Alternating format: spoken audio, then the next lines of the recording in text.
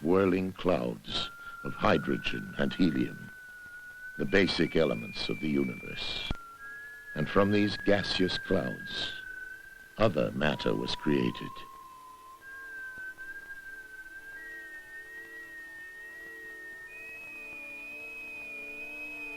In time, galaxies of the cosmos were formed. Each one containing millions upon millions of... In one of these galaxies, a cosmic body reached a critical atomic mass and became a nuclear fusion furnace. Our sun.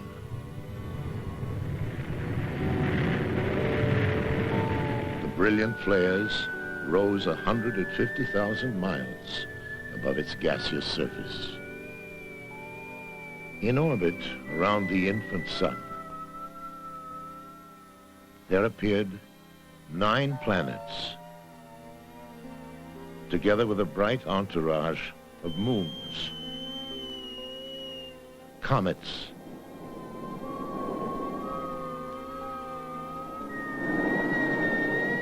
and attendant space debris.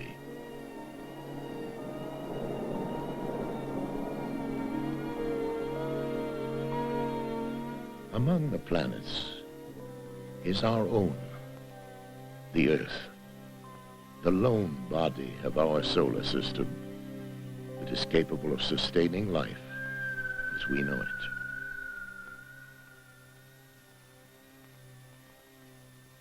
Hello, I'm Orson Welles, and as a citizen of this most unique and lovely planet, I, like you, have a curiosity about our island home and a desire to know its history. But how can we do this? We have no crystal ball, no magic time machine to take us back through millions of years.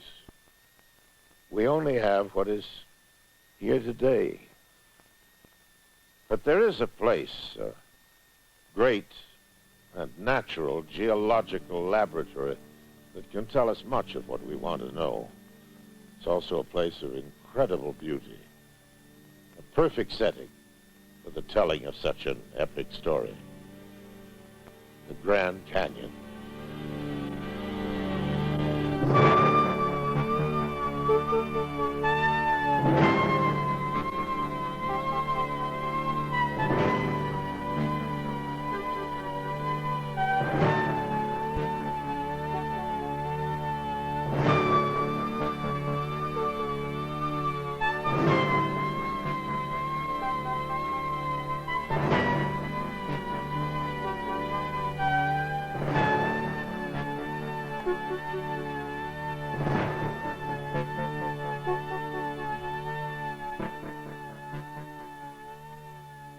Hello, I'm Al Hibbs from the California Institute of Technology. Ordinarily, my work with Caltech's Jet Propulsion Laboratory relates to outer space. But now it's my pleasure, together with Linda Rose, to introduce you to another fascinating region, the Grand Canyon. People who have visited this awe-inspiring area usually in depth. And no wonder, its scale is immense. And without a personal visit, it's nearly impossible to conceive such magnitude.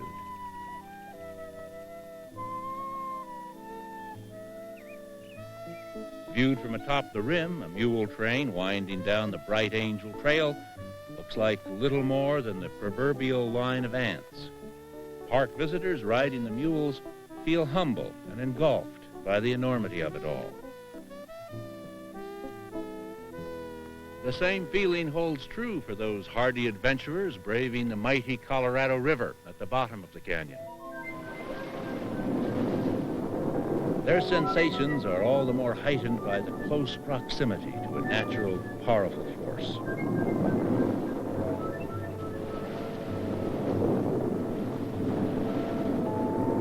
In the canyon skies, even airplanes are dwarfed in the broad panorama as they navigate restless air currents.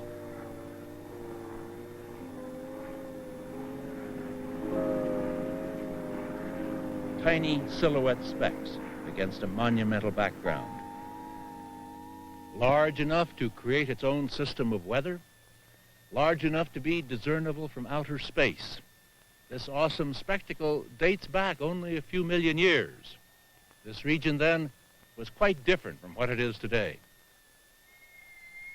About 10 million years ago, almost yesterday in terms of geologic time, the region of the Grand Canyon was a broad basin near sea level. Across the land, a peaceful river, now known as the Colorado, flowed south and east. But as time went on, a gentle warping of the land from the Mississippi River to California began to occur.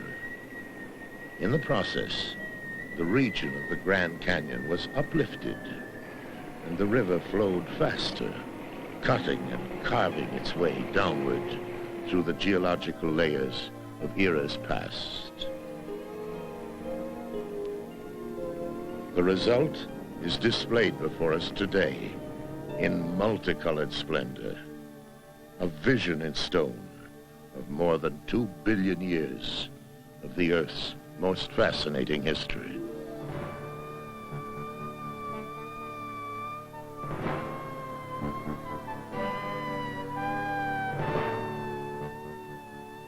Two billion years, that's a very long time. But even so, we're told that our planet is older still, almost 5 billion years old. Now, what do these numbers mean to us? How can we grasp such large amounts of time? The mere counting to 5 billion at the rate of 1 number per second would take more than 150 years. The sand in this hourglass represents 5 billion years. Now let's go back in time to when the Earth was born.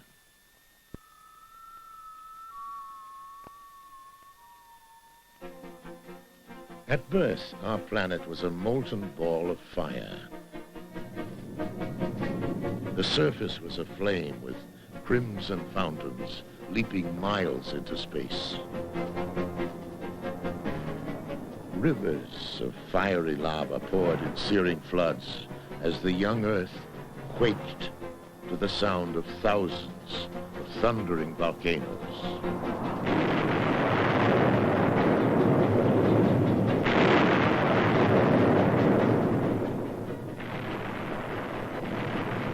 Eventually, enormous clouds containing dust and gases formed within the turbulent primeval atmosphere.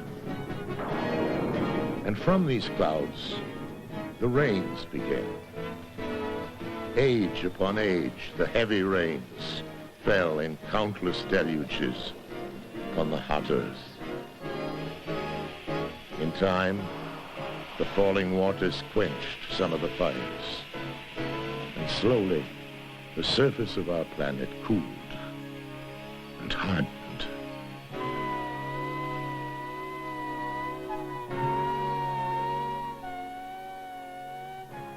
Plates of rock that made up the crust of the ancient Earth could be compared in thickness to the skin of this apple. But unlike the apple's skin, the plates were fractured. They were broken by internal heating from the center of the Earth. Sometimes these plates shift and we have earthquakes. Sometimes they pull apart, resulting in lowlands and permitting volcanoes. Sometimes they press together, causing uplifts, highlands, and making mountains. Many scientists believe that the plates might have shifted so radically that at one time the Earth's continents were formed together, only to drift apart again. It's very probable that the North American continent was at one time at the equator. As to where the continents were in the Archaeozoic era, that's anybody's guess. Throughout this first geologic era, the rains fell frequently, creating torrential rivers that carried masses of mud and sand down from the high places onto the lowlands. And the Earth's great basins filled with water and became oceans.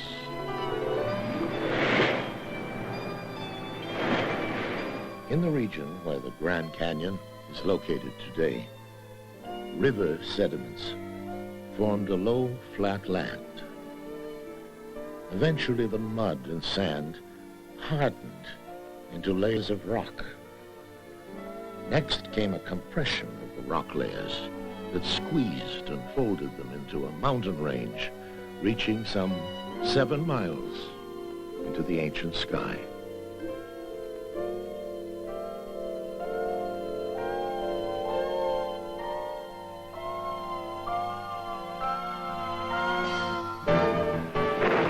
As the Archeozoic age moved towards its close, the rains continued to erode the high country. Running water and other forces of erosion wore down the high mountains until, finally, the magnificent peaks were gone. The canyon region was left a featureless plain. In the inner gorge, at the bottom of the Grand Canyon, the flat upper surface of those ancestral rocks, the Vishnu schist, provides us with a visible record of that long-ago plain formed from the eroded, beveled mountains. Vishnu schist is among the oldest rock found in the world, and its upper, truncated surface marks the end of the Archeozoic era, the first geologic chapter in the story of the world.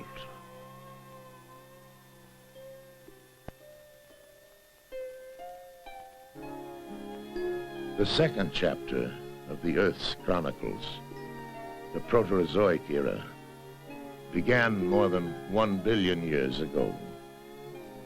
With the previous mountains now worn down to sea level, the waters of an ancient ocean advanced across the sinking land of the canyon region. And buried in their deposits is evidence of a remarkable earlier event in Earth's history: life. There's little question that forms of life existed on Earth more than 3 billion years ago. Traces of microscopic organic material have been discovered in Africa dating that far back. Primitive life approaching that age may have existed here too, but we'll never know. Any clues would have been lost in the metamorphosis of the Vishnu schist rocks. But ancient life in the form of one-celled algae has been found here. The fossil traces of these tiny plants exist in the lowest limestone ledges of the canyon, just above the Archeozoic rocks. Once again, torrential rivers carrying large amounts of mud and sand from distant highlands deposited more layers of rock-forming sediment. The process continued for millions of years, resulting ultimately in a mass of horizontal layers, some 2 miles thick. Eventually, the tremendous weight of the accumulated sedimentary rock forced a buckling and breaking. The broken rocks tilted, forming fault block mountains, whose jagged crests extended thousands of feet into the sky. These new mountains were to meet the same fate as their Archeozoic ancestors. Rains and running water eroded them until all that remained were low hills and subdued ranges.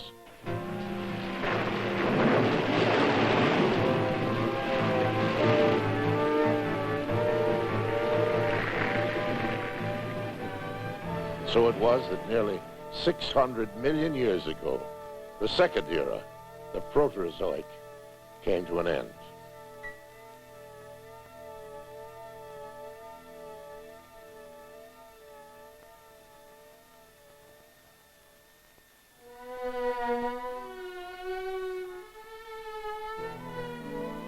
The third chapter in the history of the Earth is called the Paleozoic era. It began in the canyon region with the advance of another restless ocean. The low remnant hills became islands.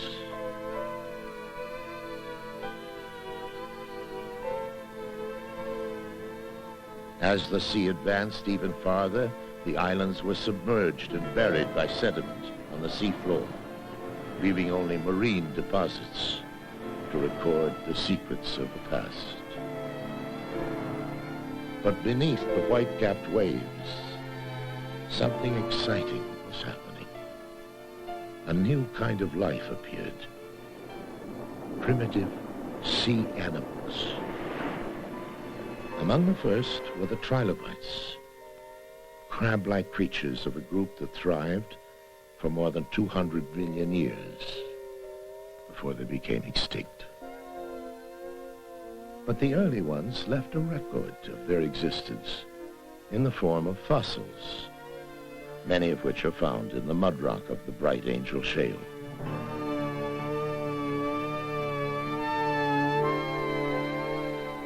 Also found there are the fossils of small snails and clams. After a time, a new shallow water environment provided a home for the first armor-plated types of fish. The canyon region remained underwater for many more millions of years. During this next age, sediments and the skeletal remains of marine creatures were piling up at a steady rate on the floor of this new ocean. Ultimately, these deposits changed to rock and were uplifted to make what is called the red wall limestone. That's a cliff-forming rock some 500 feet thick. Fossils of primitive sea animals have been found that prove these sediments were formed underwater. Among the red wall discoveries are fossils of lamp shells, snails, early forms of coral, and shark's teeth, like this one. The ocean at this time was absolutely teeming with a great variety of life. As the ages of geologic time continued, the canyon region underwent yet another great cycle of change. The ocean waters drained away, leaving a lowland delta. Life forms that had emerged from the sea in other parts of the world were now living on the new land. Among them were leafy plants, seed ferns, and primitive cone-bearing trees. At the same time, sea animals struggled fiercely for survival. Some developed methods to breathe air and crawl on land in search of plant food. One of the first to adapt was sea scorpions. Also, there were amphibious lungfish, some of which grew to lengths of 4 to 6 feet. During these millions of years of evolving life forms, the rivers continued their work, depositing thick layers of mud and sand atop the low delta plain and along the borders of the shallow, receding sea.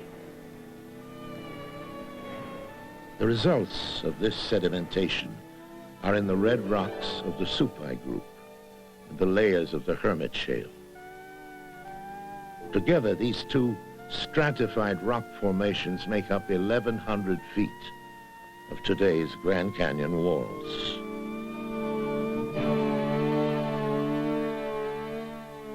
Fossils found here testify to the fact that life forms emerged from the sea and adapted to the land. Among the fossils are tracks of 4-footed amphibians and the stone signatures of ferns.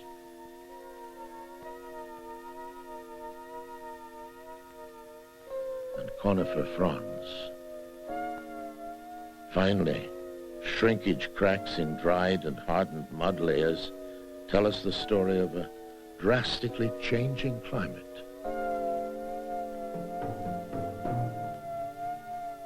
It was a time of hot, scorching sun. dry, searing winds.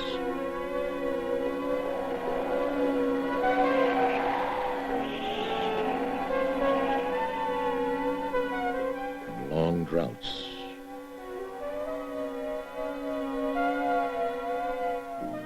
Desert sand dunes prevailed.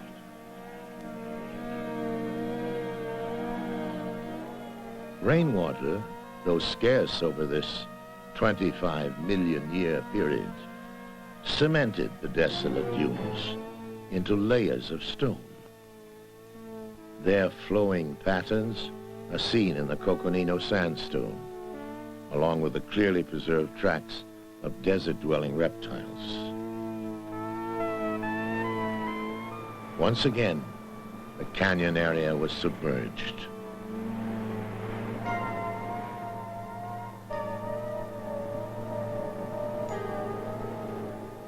By now, the sea was populated with newer forms of plant and animal life.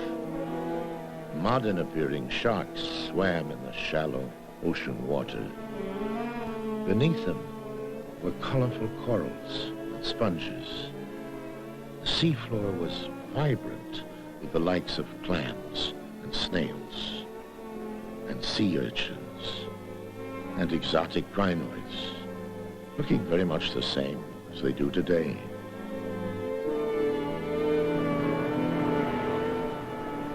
The grand cycle of life, countless billions of plants and animals, living and dying in the clear blue sea.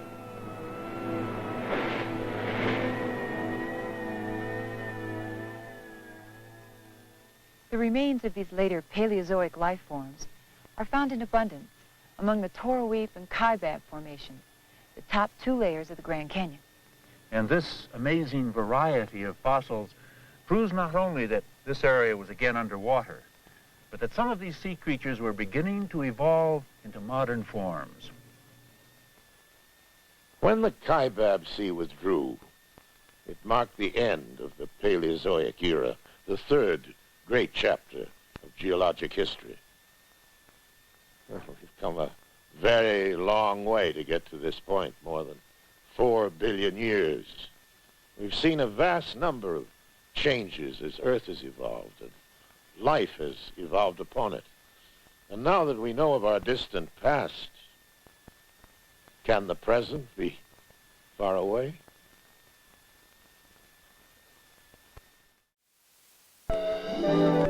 After the Kaibab Sea region, land crawled amphibians and reptiles, strange, cold-blooded animals that would one day evolve into the most amazing of creatures, the dinosaurs. Rulers of the earth for 100 million years, these giant animals were remarkably varied.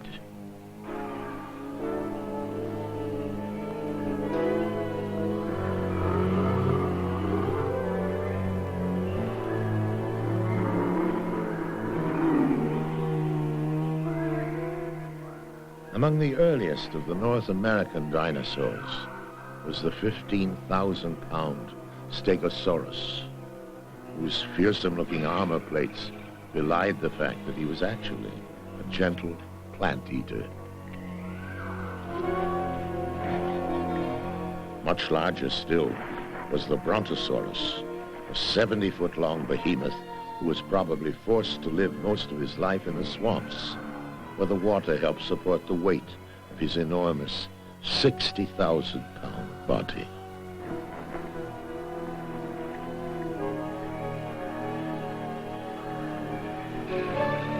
The land-dwelling horned dinosaurs, which included the 18-foot-long Monoclonius, were among the last species to evolve.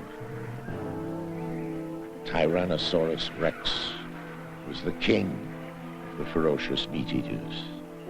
He had a body 50 feet in length and jaws that could open to an astounding 4 feet.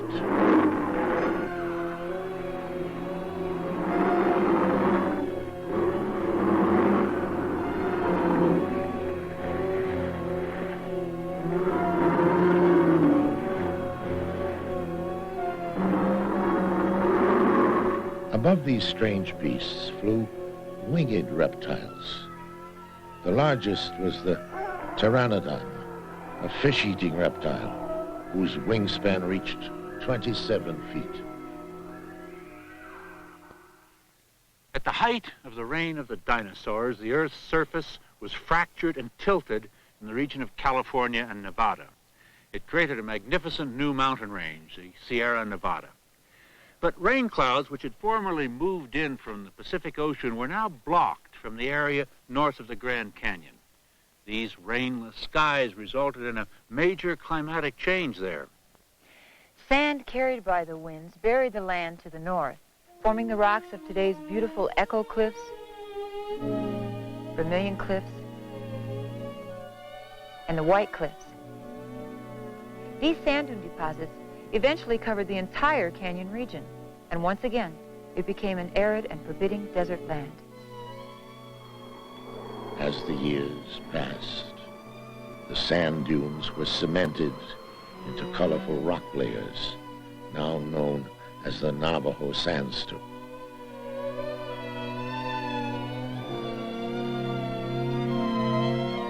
And then, like their predecessors, they too were blanketed beneath an advancing ocean. This latest sea, which covered the region during the final period of the Mesozoic era, contained several relatively modern forms of fish and other marine life. At about this time, around 80 million years ago, the climate experienced another great change. Members of the animal kingdom were forced to adapt or die away. Seeking survival, some of the land reptiles returned to the sea. Only a few, among them crocodiles, turtles, snakes, and some lizards were successful. But the magnificent dinosaurs vanished.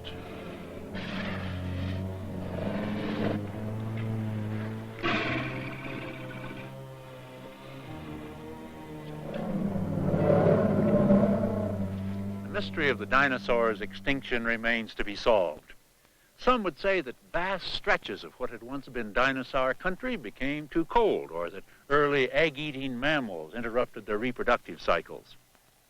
And there's evidence that a large asteroid slammed into the surface of the Earth, raised a huge dust cloud that covered the whole planet, blocking out the sunlight for years, killing the plants, and starving the dinosaurs. Others have even suggested a change in the Earth's magnetic field.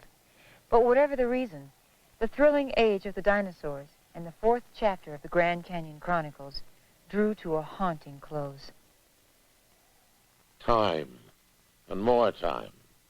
Most of Earth's history has passed. Fascinating forms of life beyond number have come and gone. Hundreds of ancient landscapes and seascapes are no more. The Earth's continents have reached their closest contact and are beginning to drift apart. But the creation of the Grand Canyon itself is nearly 55 million years away. The dawn of man is further still.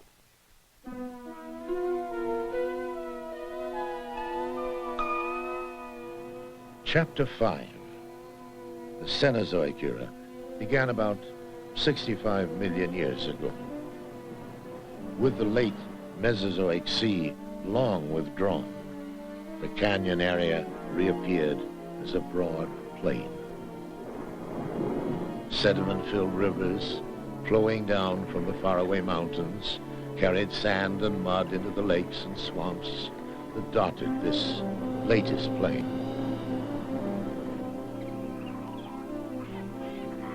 Before long, palm trees were growing in a moist, tropical climate.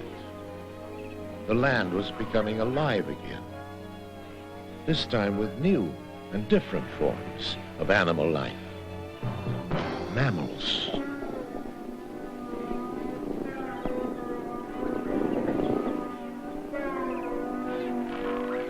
One day, far in the future, their number would include a most unique species, Homo sapiens.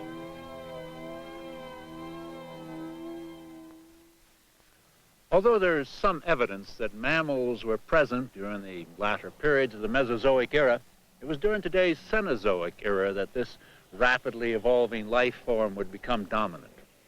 Mammals are warm-blooded. They have the ability to regulate their body temperatures internally.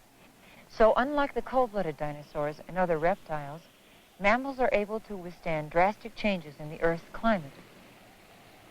It's interesting to note here that some of the most primitive mammals gave birth to their young by the laying of eggs, just as birds and reptiles and some mammals still do today. This is Eohippus, the three-toed ancestor of our modern horse. He originated on the North American continent some 55 million years ago. Eohippus was about the size of a small dog and had claws instead of hoofs.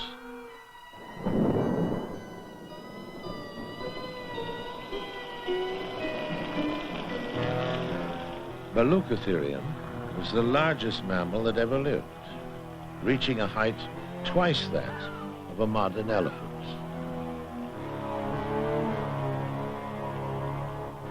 Then came Megatherium, a giant ground sloth. Slow and awkward, he usually walked on all four legs, although he could rear up on his hind legs to reach the uppermost tree leaves.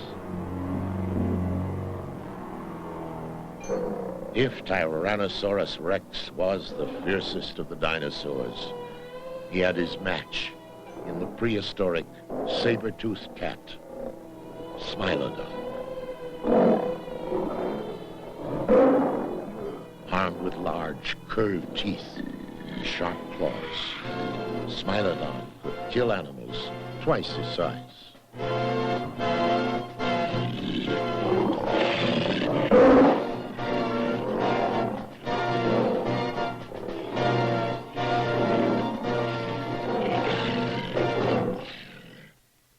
During the stage of early mammalian development, the region of the Grand Canyon was crossed by a number of rivers flowing from mountains that were then to the south.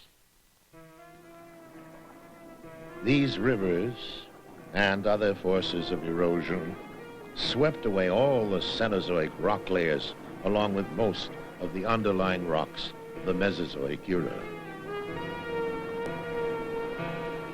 In the dynamic process, the raging rivers removed many surface strata containing petrified cone-bearing trees, the dinosaur bones and tracks.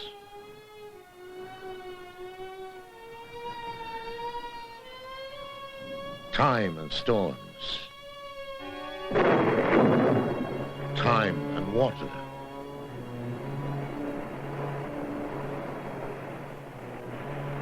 Time and erosion. All gnawed away the uppermost layers of the canyon area. Nearly every trace of 200 million years of earth building disappeared from the region of the Grand Canyon.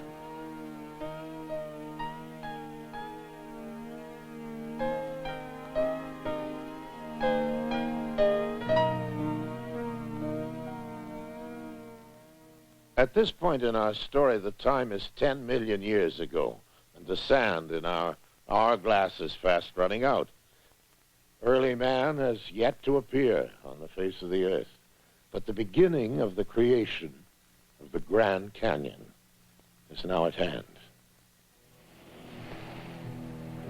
As the canyon region began to rise, the Colorado River became swifter and eroded its shallow valley into a deeper and deeper gorge.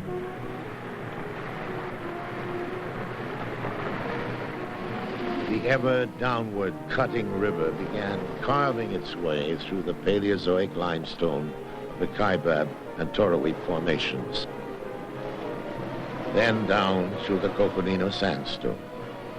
the Hermit Shale, the Supaiku.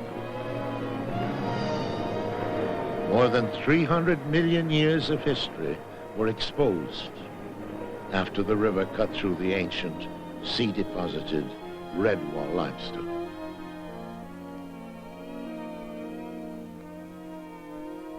Meanwhile, the Colorado Rockies to the north rose higher, and the climate there grew colder still. Year after year, more snow fell during the winter than melted in the summer. The accumulating snow grew into vast, frozen ice fields. And 4 times during these, the ice ages, massive glaciers covered the land to the north of the Grand Canyon region. The grinding glaciers spread down from far places, scraping off tops of smaller hills, stripping away many of the rock layers, reaming out valleys and canyons.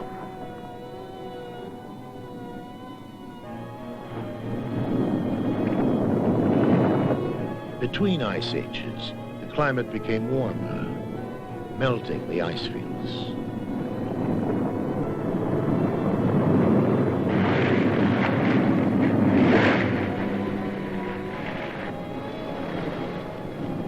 The waters from the ice swelled the flooding Colorado and its tributaries, the Green River, the San Juan, and the Escalante.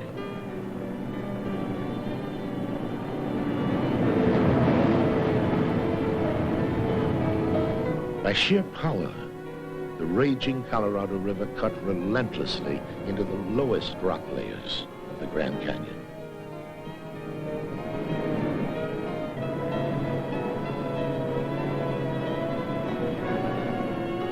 Deeper, deeper the river carved to the awesome depth of 1 mile.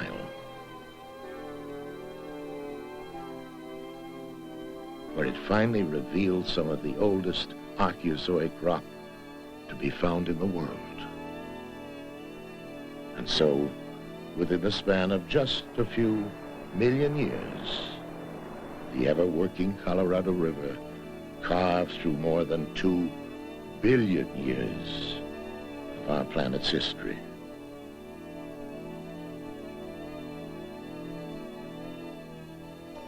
And the last grain of sand in the hourglass is falling.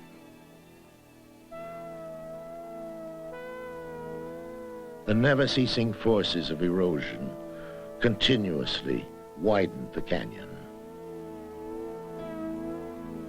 Tree roots growing and expanding, wedged rock from the canyon walls.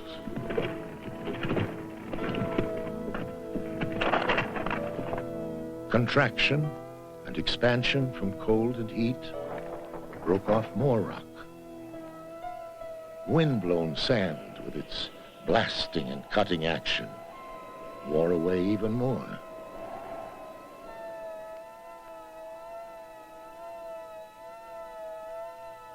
And always, there was water. Water eroding away the rim rock.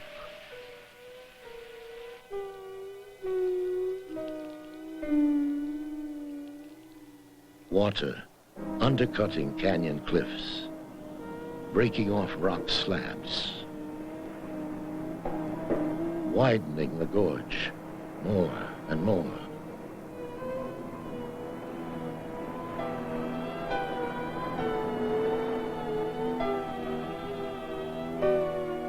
Water seeping down through cracks and cliffs to form narrow and deep tributary gorges.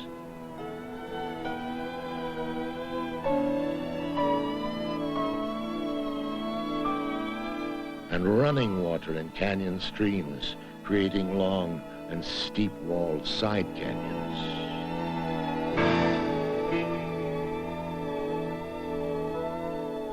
Frozen water, ice and snow from centuries and centuries of harsh winter storms cracking and disintegrating the canyon rock.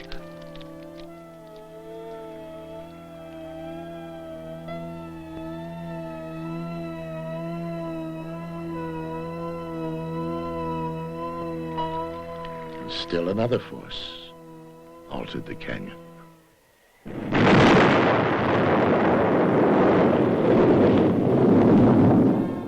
A million years ago, erupting volcanoes blasted the land with tons of lava blocks, cinders, and ash.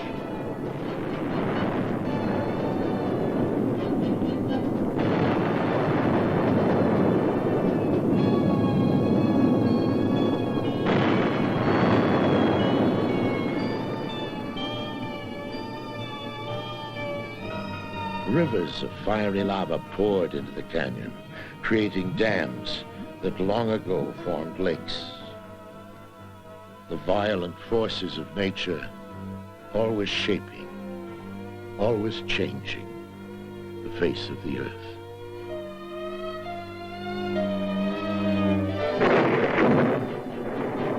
Thunderstorms, winds,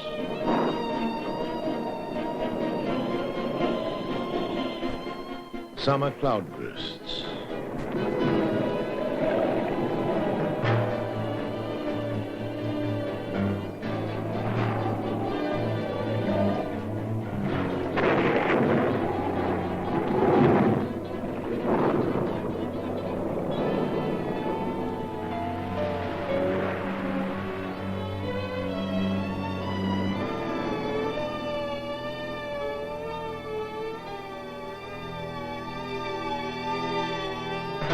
the canyon grew wider and wider, up to 13 miles in some places.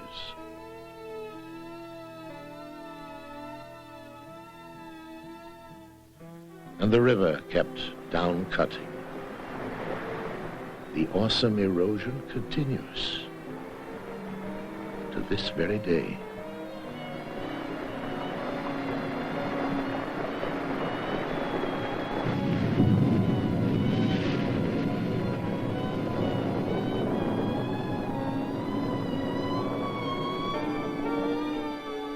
This, then, is the epic story of our beautiful blue planet as chronicled within the walls of the amazing Grand Canyon.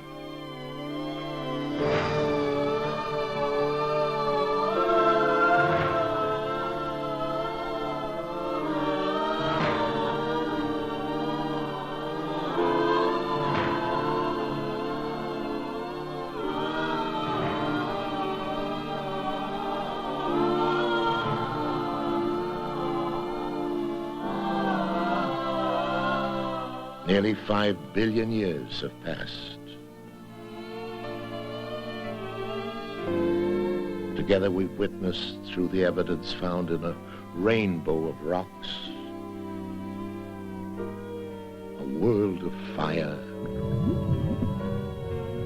molten lava, and volcanoes, a world of incredibly high mountains, advancing and retreating oceans, ancient floodplains, and searing, hot deserts, a world that was frozen, and a world full of life.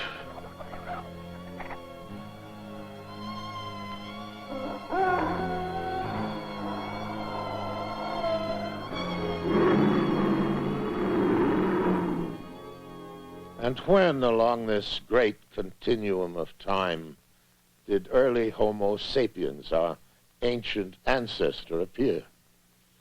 About 1 million years ago, a final fleck of dust falling within the hourglass. What about the future? Well, millions of years from now, the Grand Canyon will have disappeared, a victim of the very processes that created it. Yet today there is no seeming end to this epic story carved in stone. The earth is eternally in creation, and creation, like time, changes all things.